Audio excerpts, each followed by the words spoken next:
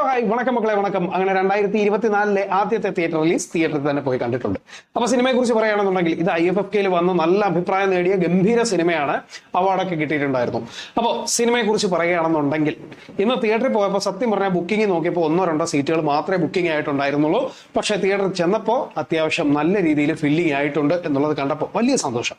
ഇനി സിനിമയിലേക്ക് വരികയാണെന്നുണ്ടെങ്കിൽ നിങ്ങൾ 12 ആംഗ്രി മെൻ എന്ന് പറയുന്നൊരു സിനിമ കണ്ടിട്ടുണ്ടോ?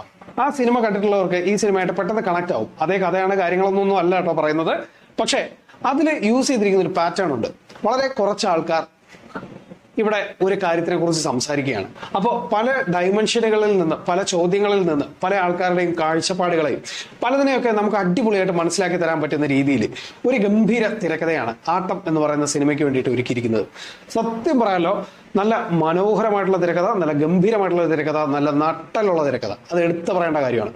കാരണം ഈ തിരക്കഥ എവിടെയെങ്കിലും ഒന്ന് പാളിപ്പോയിരുന്നെങ്കിൽ ഈ സിനിമ ടോട്ടലി പൊളിഞ്ഞു പോയേനെ.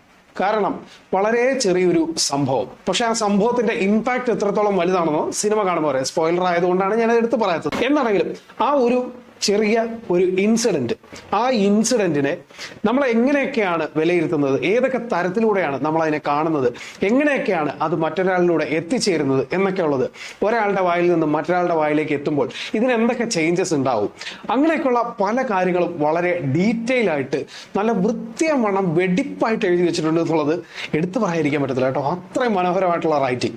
ഇനി ഈ സിനിമയുടെ പെർഫോമൻസുകളാണ് അടുത്ത താരങ്ങൾ. ഇതിലെ പ്രധാന കഥാപാത്രത്തെ അവതരിപ്പിച്ചിരിക്കുന്ന അഞ്ജലി എന്ന സെറിൻ ഷിഹാബ് എന്ന നായിക മലയാളത്തിന് നല്ലൊരു മുതൽക്കൂട്ട് തന്നെയാണ്. കാരണം നല്ല പെർഫോമൻസ് ആണ്. എൻ്റെ അയൽക്കാരി കൂടിയാണ്, അതുകൊണ്ട് തന്നെ വലിയ അഭിമാനം, വലിയ സന്തോഷം. പുള്ളിക്കാരിയുടെ പെർഫോമൻസ് വളരെ മനോഹരമായിട്ടുള്ള ഒരു പെർഫോമൻസ് ആണ്, നല്ല അടിപൊളി പെർഫോമൻസ് ആണ്. അതുപോലെ തന്നെ വിനയ് ഫോർട്ട്, പുള്ളിക്കാരൻ്റെ ഒരു ആക്ടിങ് മെത്തേഡ് ഭയങ്കര രസമാണ്. കാരണം ഈ സിനിമയിൽ ഒരു കഥാപാത്രത്തിന്റെ പല ഡൈമെൻഷനുകൾ നമുക്ക് ഈ സിനിമയിൽ കാണാൻ പറ്റും. അതിനെ വളരെ രസകരമായിട്ട്, വളരെ അടിപൊളിയായിട്ട്, ഡീറ്റെയിൽ ആയിട്ട് പെർഫോം ചെയ്ത് വെച്ചിട്ടുണ്ട്. സോ ഒന്നും പറയാനില്ല, പുള്ളിക്കാരൻ ഒരു കിടിലൻ ആക്ടറാണ്. അത് പല സിനിമകളിലൂടെ നമ്മൾ കണ്ട് മനസ്സിലാക്കിയ ഒരു കാര്യമാണ്. എന്നിരുന്നാൽ പോലും ഈ സിനിമയിൽ പുള്ളിക്കാരൻ ചെയ്തു വെച്ചിരിക്കുന്ന അങ്ങനത്തെ ഒരു രീതിയാണ്. അതുപോലെ തന്നെ ഇതിൽ ബാക്കി വന്നിരിക്കുന്ന എല്ലാ പെർഫോമേഴ്സ് തന്നെ, ആർട്ടിസ്റ്റുകളെന്നല്ല, പെർഫോമേഴ്സ് എന്ന് തന്നെ വിളിക്കണം.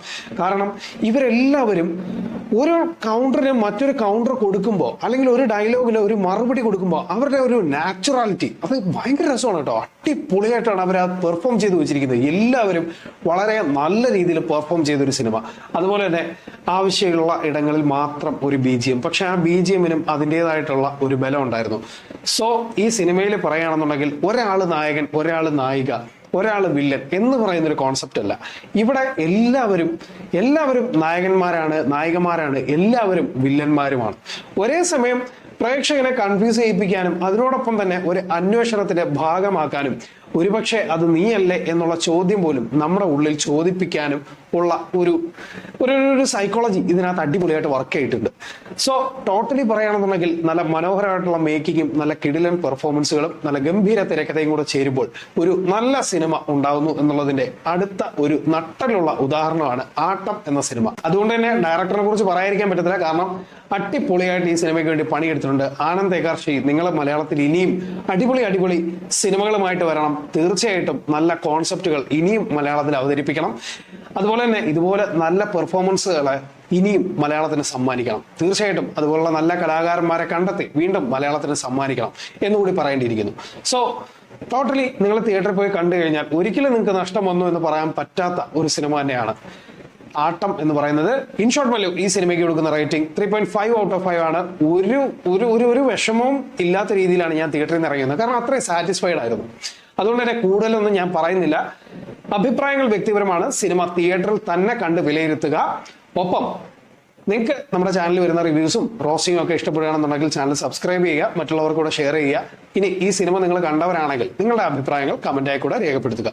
അപ്പോൾ പുതിയ വീഡിയോസും റിവ്യൂസും റോസ്റ്റിംഗും ഒക്കെ ആയിട്ട് ഞാൻ വീണ്ടും വരുന്നതായിരിക്കും. അതുവരേക്കും